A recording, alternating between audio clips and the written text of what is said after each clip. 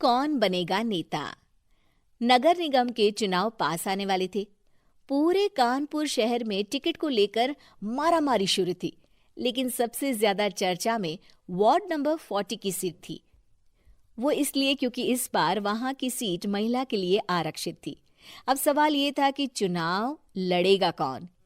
इससे पहले ठाकुर साहब वहां से पार्षद थे और इस बार उन्होंने अपनी पत्नी सीमा ठाकुर को टिकट दिलवाई और ठाकुर साहब की शान के कारण सीमा जी ने 20,000 वोटों से चुनाव जीत लिया।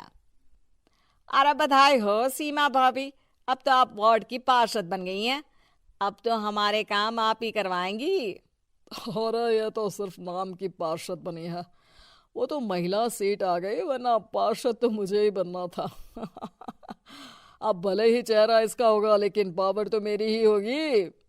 अरे वाह भाई साहब, क्या दिमाग लगाया है आपने भी।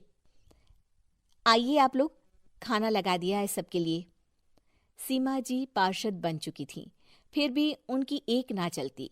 सारे काम ठाकुर साहब खुद ही संभाल लेते और जहां जरूरत पड़ती वहां सीमा जी का अंगूठा लगवा लेते।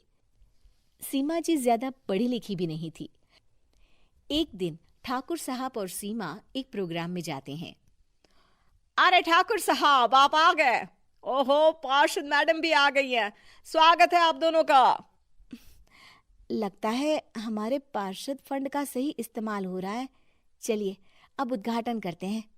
ये लीजिए ठाकुर साहब कैची, आप ही सबसे पहले प्रवेश कीजिए। सब लोग आगे निकल जाते हैं और सीमा जी पार्षद होने के बावजूद भी पीछे खड़ी रह जाती हैं। वो देखती हैं कि वेलकम बोर्ड पर उनका नाम है, लेकिन महिला होने के कारण कोई उनका सम्मान नहीं कर रहा। अगले दिन एक आदमी उनके घर आता है। अरे ठाकुर साहब नमस्कार। कल ना हम नोटिस किए कि हमारा घर तो अवैध है और नगर निगम वाले उसे तोड़ने आ रहे हैं। अरे कुछ कीजिए ना ठाकुर साहब। देखो भाई, मैं तो ज्यादा कुछ कर नहीं सकता, पर अगर तुम सबकी जेब गर्म कर दो तो कुछ हो सकता है। कुल मिलाकर 4 लाख लगेंगे। अरे 4 लाख ठाकुर साहब? अरे भाई, मैं अपने लिए नहीं मांग रहा हूँ। दरोगा है, इंजीनियर बाबू है, बड़े साहब है, सबको देना पड़ता है ना थोड़ा थोड़ा। बोलो है मंजूर? तभी वहां अचानक सीमा जी आ जाती हैं। अरे ये आप क्या कर रहे हैं? पहले इन्हीं लोगों से तो आपने वोट मांगे, अब इनसे ही पैसे ले रहे हो। अरे चुप रहो तुम, तुम्हारा काम है सिर्फ अंगूठा लगाना, तुम वही किया करो। मुझे दूसरे काम तुम मत सिखाओ, समझी? और तुम ना जाओ, अब पैसे लेकर आओ, वरना जेसीबी किसी भी वक्त आती होगी। सब कुछ ऐसे ही चलते रहता है। एक दिन सीमा जी और ठाकुर साहब को एक लोकल मीटिंग में बुलाया जाता है। वहां पर कई और अधिकारी लोग भी मौजूद रहते हैं। अब मैं चाहूंगा कि ठाकुर साहब हमारे बीच 2 शब्द कहें। मेरे प्यारे भाइयों और बहनों, आज मेरा सौभाग्य है कि मैं आप सबकी सेवा दिन रात कर पा रहा हूं। आपने मेरी पत्नी को भारी मतों से जिताया है, इसलिए मैं आप सभी का शुक्रगुजार हूं। मैं आप सबसे वादा करता हूं कि हमेशा की तरह हमारे वार्ड में किसी को कोई तकलीफ नहीं आने दूंगा। सभी लोग तालियां बजाने लगते हैं। अब मैं माननीय पार्षद मैडम को स्टेज पे बुलाना चाहूंगा। अपने नाम को बुलाया सुनकर सीमा जी एकदम चौंक जाती है।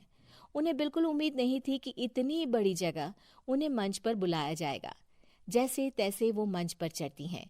ऊपर जाते ही सीमा जी को सारी पुरानी बातें याद आ जाती हैं कि किस तरह उनके पति उन्हें कभी भी आगे बढ़ने नहीं देते और उनके नाम से गलत काम करते हैं।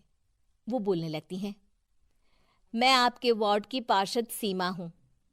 आप में से बहुत कम लोग ही मुझे जानते होंगे, क्योंकि इससे पहले मुझे कभी ऐसा मौका ही नहीं मिला। सारे मौके मेरे पार्षद पति यानी आपके ठाकुर साहब ही लेते रहे, लेकिन आज ये मौका मुझे मिला है तो मैं इसे ऐसे ही नहीं जाने दूंगी। मैं आपको ये बताना चाहती हूँ कि आपके ठाकुर साहब मेरे नाम की आड़ में गैर कानूनी काम करते हैं, जिस पर अंगूठों के निशान मेरे होते थे।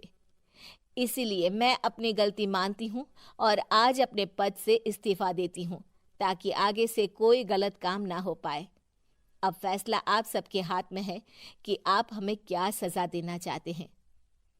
सीमा जी की बातें सुनकर ठाकुर साहब के चेहरे का रंग उड़ जाता है और वो शर्म से मुंह नीचा करके वहां से चले जाते हैं और पद से इस्तीफा देकर ही सही सीमा जी अपने आप में आत्मविश्वास महसूस करती हैं।